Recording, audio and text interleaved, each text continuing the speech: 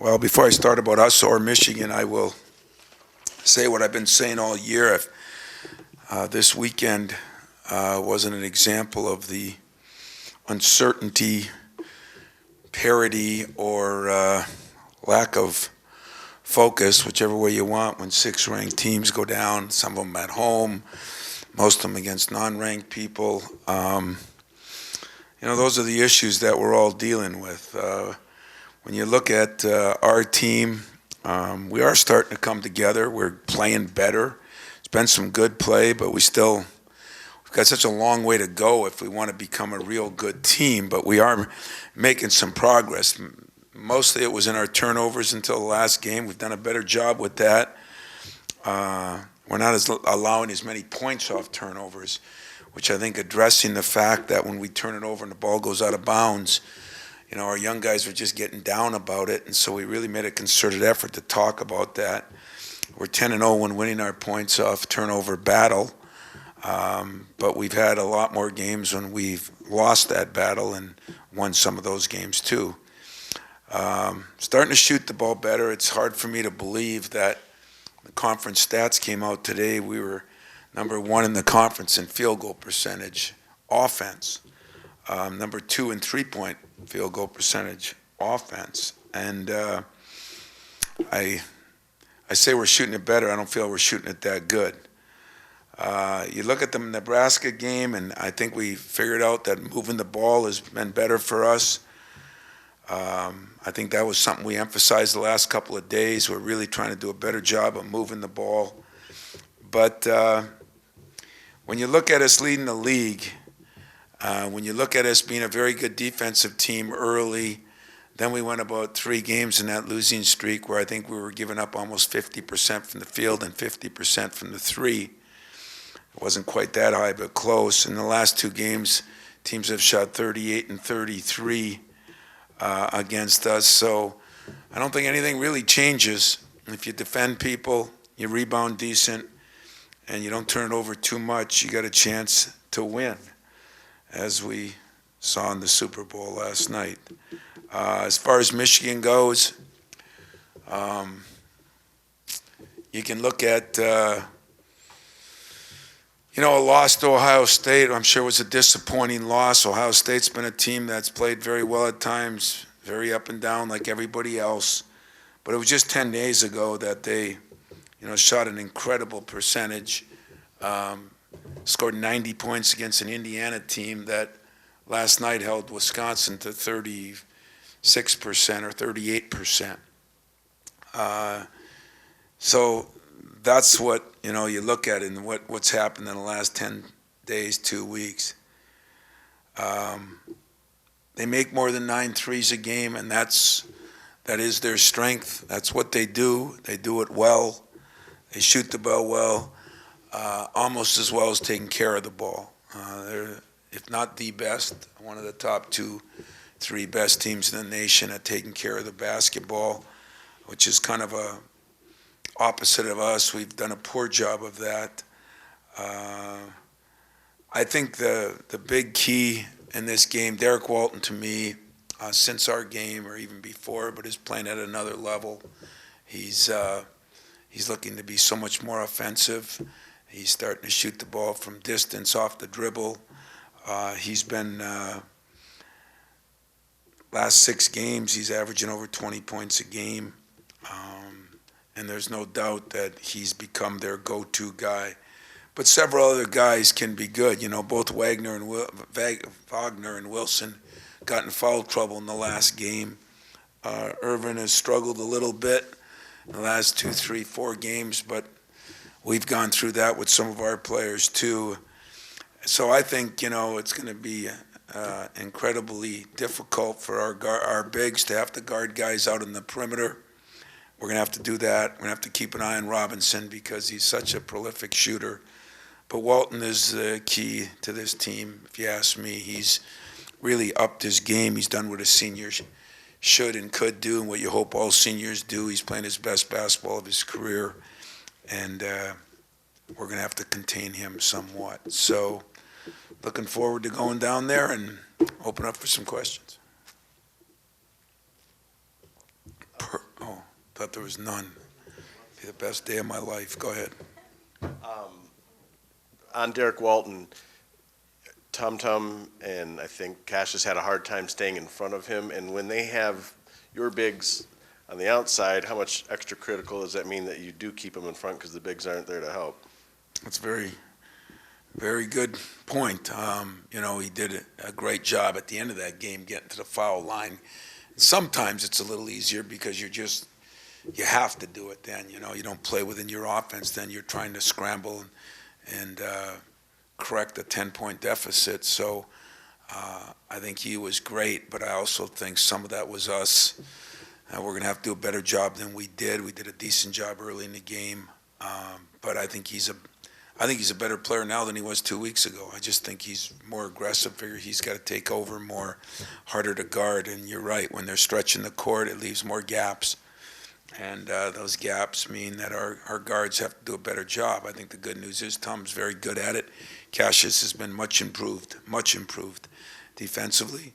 And yet, it won't be just on those two guys. It'll be a team effort and how we cover the ball screens and all the things that they have in their arsenal, because we all know they run a lot of stuff. And yet I think we're pretty prepared for it. Physically, where Kenny and Nick right now? Yeah, Nick is. I thought he had his best practice of the year yesterday. He's definitely back. He's hasn't gained all the weight back. Maybe that helps him a little bit. Maybe it hurts him.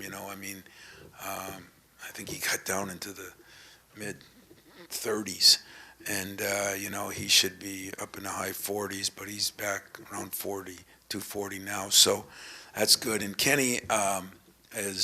Wasn't as sick as Nick. It just came a day or two later, which means it was a day before the game. So I think they're both fine. There's no issues with either one of them.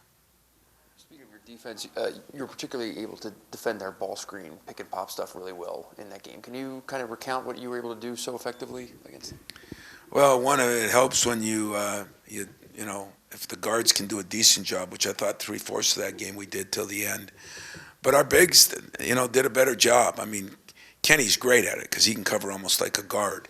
And Nick is not as good at it, but he's made some improvements. And we're just trying to get Nick up there more. Sometimes he's too far back. And then we've also cheated some with our perimeter guys. We're trying to shrink the court is what we call it. And we're just trying to shrink it more so that there's less gaps. And there's less gaps, they don't drag you out as far. If they drag you out as far, that's when the pick and pop for Wagner and Wilson are the most effective. But they did something that really bothers me too in their game is they're not a great offensive rebounding team, which we're not either this year, and they killed us on that last game. So we have to do a much better job of cutting out and Walton. That's another thing. He's done an unbelievable job of rebounding the ball, on both ends of the court. So our guards have had to do something this week, work hard on cutting out, because usually guards aren't the best rebounders. And Rockman and him are the two best rebounders in the last game. One had 10, one had 7 Saturday. So that presents another problem. But I think that's a team effort thing. I don't think it's an individual. But hopefully we'll continue to do that because I think that's a strength of theirs. Tom, as you talked about when you first got here, the uncertainty, not only in this conference but nationally, trying to build some sort of momentum, coming off a couple of wins. How important is that? Can it help that you're playing a rival that keeps that focus? And yeah, I hope so. I think we've talked so much about our players staying focused. That's all I talk to them about are phones, distractions. You look at some of the teams that struggled this week in Kansas at home, loses their, I don't know, was it 51 or 54? The 54-game winning streak. There's distractions. It's so funny because I sit up in my office and when they know I have a press conference, they always ask them to talk about Twitter. And now I get more guys saying, you know what?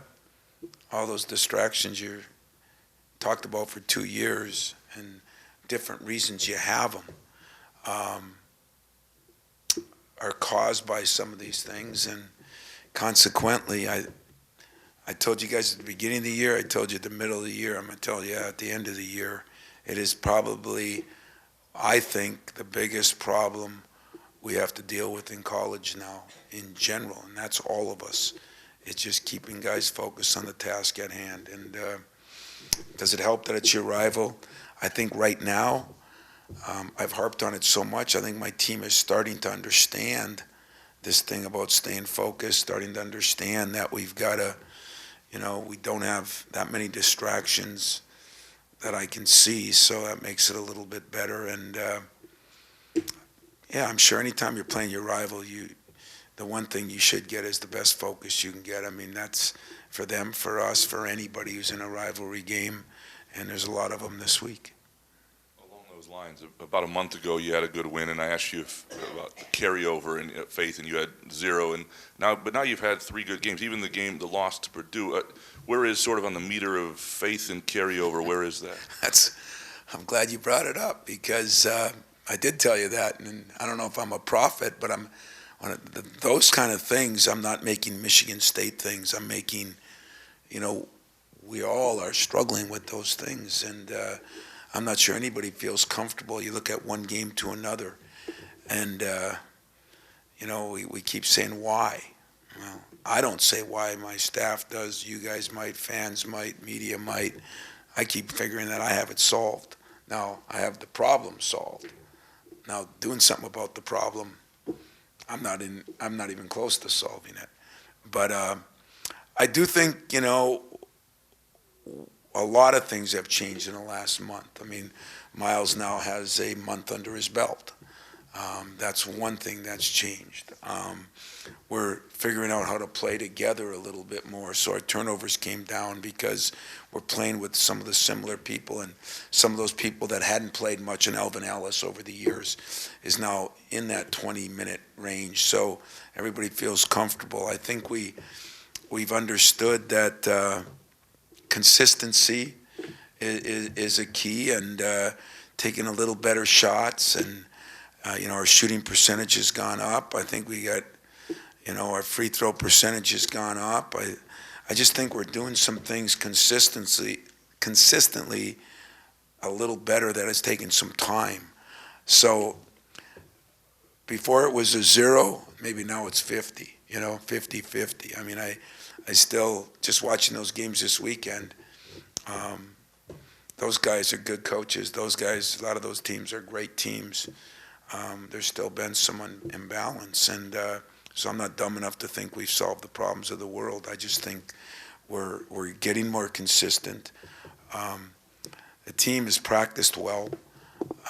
The players, I think, are excited.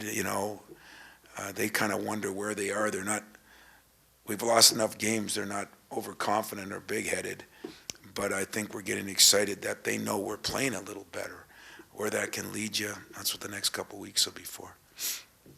Tom, I mentioned to John Beeline when he was here 9 days ago that the respect between the two coaches has taken, other than the rivalry, any animosity out of this respect. Taking the fun away for you guys, huh? Yeah, Yeah. that's exactly what I was going to say. Yeah. It'd be better for us if you didn't like each other, but he speaks about you like your God, and I've never heard you say a bad word about him, even off the record.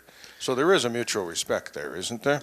It's like I've always said, early in my career, I almost hated it too much. I mean, and I said this, and we laughed about this, him and I did one time about 4 years ago, when I said I hate my rival, and all the fans were booing when I walked out, and he said, why would you say that? And you do.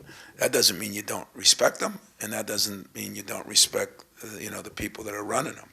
And I do have great respect for him. I think there's a common bond there, both small town guys. We both, he worked in, smaller colleges, and so did I. So I think there's an appreciation.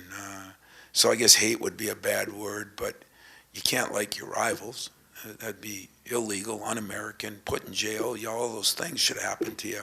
But if you respect the people that you're playing, I think it's a more healthy rivalry. I really do. And, it seems like over the years, They've won games. We've won some games. It was a rivalry that was one-sided for them. Then it got a little one-sided for us, and now it's been pretty much, every game's a game that's up in the air, and so that should be healthy for the media. That should be healthy for the fans, and but I do have great respect for him and what he's done and how he's done it, and the way he's done it is maybe the most important thing to me, and I would think he feels the same way. I mean, we don't recruit against each other a lot, just different players, but some. But I think there's great respect for how we both run our programs, and maybe that's the best thing of all. You use other sports as tools. Will you use that Super Bowl as a tool for your team at all? Of course, we're not allowed to bet. You know how that is in the NCAA. We can't have. I wanted to have a little pool because I wanted to have some fun with my team. That's illegal. So what I did after my film session is I just said, okay, everybody, pick your team, and the losers is going to spend the next couple of weeks carrying the others' bags on the trips, because I think that's legal, but if it's not, I guess I get killed today. So I was put in there myself, and I was amazed. It started out, everybody was the Patriots, then it went the other way, and it ended up probably of coaches and everything, 20 guys. It was probably 12 for the Patriots and 8 for the Atlanta and the Falcons. And so today I'm taking a suit, little kit for the toothbrush, and about 50 pounds of weights are going in my bag. And the Brian Gregory's and the Dane Fifes and the trying to think which players. Miles Bridges will be probably carrying my bag. In fact, he's going to have a lot of bags today. Teach him how to be a rookie in the NBA someday. So that's the fun we had with the Super Bowl. But that was the fun side of it. On the serious side, I told every player, I said, I don't care if you watch the game, but I want you to watch the hour and a half before the human interest stories, which I thought were phenomenal yesterday. And I want you to try to watch the ending, and not only how it ends, but how different players handle whatever team wins. And I don't think it could have gone better. I think if you look at a Super Bowl, that you could say, hey, every athlete, every person, but every athlete should watch that game and appreciate the hatred they probably had for each other, the respect they probably had for each other, how classy the game was played, the comments after, watching Brady. It was, I get chills thinking about it, because I think that was about as good as it gets. And as Matt reminded me, it's been a hell of a year for championship events this year. When you look at baseball, when you look at football, when you look at basketball last year, when you look at college basketball, when you look at college football, boy, there's been some incredible championship games to kind of learn from and look at. And I'm sure I'll have a lot of things as I look back over it. I had my guy film some of those before the game things. I just think they're what it's all about to me. Cassius has strung together a couple of pretty good games. What have you noticed from him recently, and what kind of difference does he make when he's looking for and hitting his shot more aggressively the way he has been? Well, that was the two final parts of him, and it's not final, but I mean that I thought he had to take big steps on, continue to improve defensively, which he has, and start looking for his shot, which he hadn't. And, I talked to him yesterday, kind of one-on-one after practice, and I told him, he's not a freshman anymore. He's withstood what everybody was worried about. Can he take how it was going to be in college? He told me some of the things that were harder than he thought. He told me some of the things were easier than he thought, and it was really good. It was kind of a good 20-minute conversation, and I think he's stepped up his game a lot. I think it's helped that him and Tom are thicker than thieves, and Cassius will run over to Tom and tell him when he made a bad pass what he thinks he should do, and Tom will run over to Cassius about how to get over a ball screen. That relationship has made those two really good players. And everybody knows Cassius is, I think, got a chance to be as great as I said he's got a chance to be. But as I look back now, after halfway through, as I watch all these other games that Fred's talked about too, when you look at Kentucky this weekend, the freshmen have struggled in some of these games. Arizona, the freshmen have really struggled. And so I've been proud of my guys because maybe they withstood more early, but they at least seem to be putting some things together and getting better right now.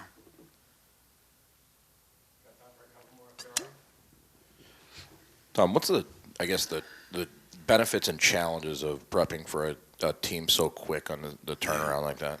Well, the one benefit is you just went through it. You just pull up your practice plan and it's fresh in your mind. When you start going over the plays, the players right away remember it. Personally, I think the challenges are worse than the benefits. Even though I like that, it's a quick prep as far as that goes. But I don't like playing teams almost back to back. I don't know how John feels about it. I don't know how any other coaches feel about it. It just seems too quick to me. I'm used to the Carolina Duke way, but at the beginning or at the end of the first, end of the second. That's the way it used to be.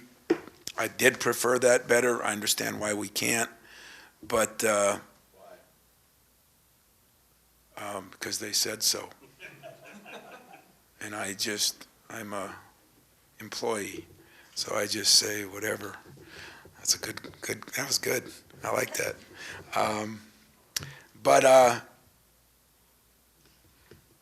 Threw me off track because that is a good question. Why?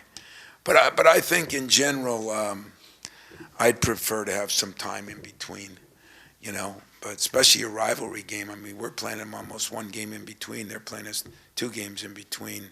That's interesting. The good part is it's the same for both teams, so it's not like there's any advantage. It's just different.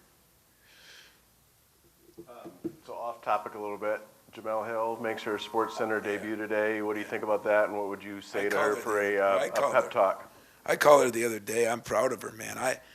To this day, I always said that Jamel's last meal in this city was in East Lansing was at my house. We kind of invited her over the night before she left, and I followed her career. And I mean, I think she's made, I think of my career and where I came from and where I ended up, and I think of her career and where she started and where she's ending up, and a lot of parallels to me. And she's been through a lot, but so proud of her. I really am. I'm proud of her as a Michigan State girl, woman. I'm proud of her as a friend. I just think it's incredible the strides she made. It was so much fun to have her group on campus last year, I think it was.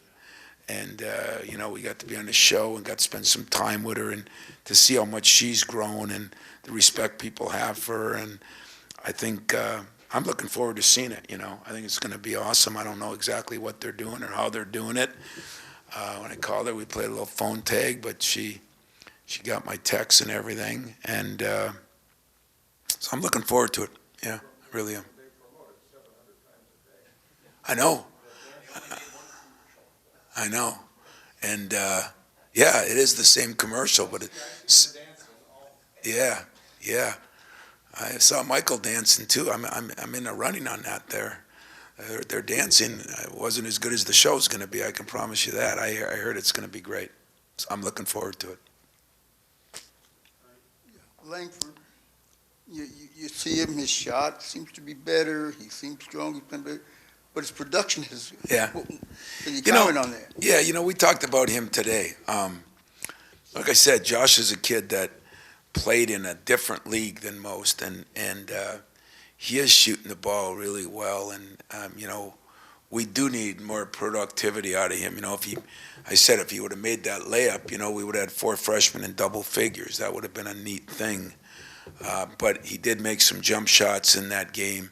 Defense is getting better. It's been an adjustment, and probably of all of them, of all those 4 freshmen, I'd say on a day-in, day-out basis, compliment or insult to the others, I don't know, but he works the hardest.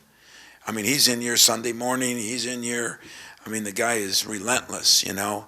It's just taking some time as part of the process. And you know, when you get thrown in these different things, as I've heard some coaches talk about it now, with these injuries, and, you know, guy comes back like Miles, and you're just starting to feel your way, now things change again. It's just about all these guys learning how to play together and us do a better job with the rotation. I mean, we've made a little bit of progress in that. I wouldn't say a ton, but we have made some. And I think Josh is going to benefit the more that it gets where he knows who he's playing with and, you know, maybe what his role is. And we're starting to go to him a little more on some things.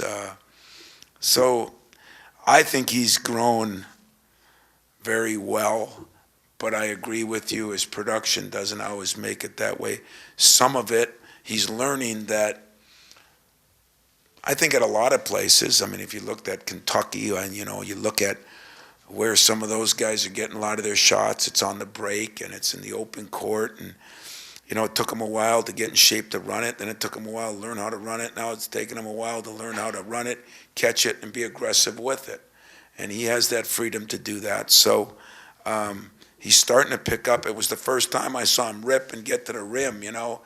And I told him, we've had him watch film on Ager and Brown and you know, some of those guys, or Gary Harris, and guys that were getting layups and three-point shots off that break. That's been a little bit of a hard thing for him to pick up. But he's starting to pick it up, and it sure as hell isn't from lack of effort, lack of wanting to, if you know the kid at all. It's just, you know, everything's not going to come overnight. And we threw a lot of stuff at him. You know, he played in a league that didn't have the kind of athletes and players, and so he's had to get better defense, he had to get better rebounding. He's improved his jump shot. You know, doing more stuff with the ball now is the next step that he can do. He just got to feel comfortable doing it. So, yeah, I'd like a little more productivity out of him. I'm sure he'd like a little more productivity out of him. But playing 25 minutes a game as a freshman on a decent team right now, and I think he's doing all right. So I'm pleased with him. You know, he doesn't have the help that some of those other freshmen have. You know, as good as Josh Jackson has played, I think, you know, he's got those 2 seniors and 2 juniors alongside of him. You know, it makes it easier in some ways, and I think our guys don't have that very often. And in fact, I was looking at the Nebraska game the other day when we had 4 freshmen and a sophomore, McQuaid, in there, and that's good, but it's not as healthy to get everybody involved because you know, it's not as balanced that way.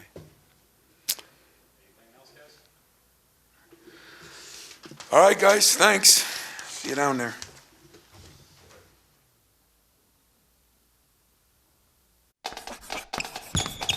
He got it.